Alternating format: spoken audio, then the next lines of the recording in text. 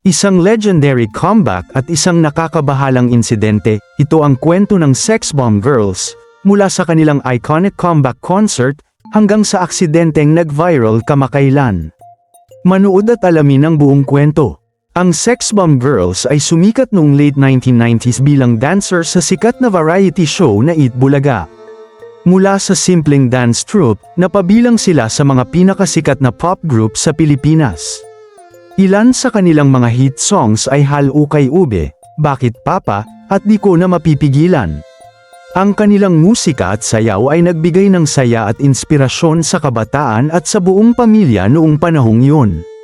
Noong Disyembre 2025, inanunsyo ng Sex Bomb Girls ang kanilang comeback concert, isang show na puno ng nostalgia at saya para sa fans ng unang henerasyon hanggang sa mga bagong henerasyon.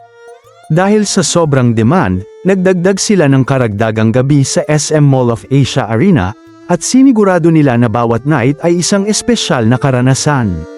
Ngunit hindi lang saya ang naging balita sa kanilang concert noong ika-7 ng Pebrero 2026. Isang insidente ang nag-viral, si Ira Bermudez, isa sa pinaka-iconic na miyembro, ay naaksidente habang nagpe-perform. Habang ginaganap ang isang aerial dance routine, bigla siyang nawala ng suporta at nahulog sa entablado. Agad nag-viral ang video at maraming fans ang nag-alala sa kalagayan niya. Kahit nakakabahala, pinakita ni Ira ang kanyang profesionalismo, tuloy ang concert at tuloy ang saya para sa mga fans. Sa kabila ng aksidente, agad nagbigay ng update si Ira sa kanyang social media. Narito ang kanyang sinabi, "I'm okay, nothing serious happened and I'm ready. The show must go on."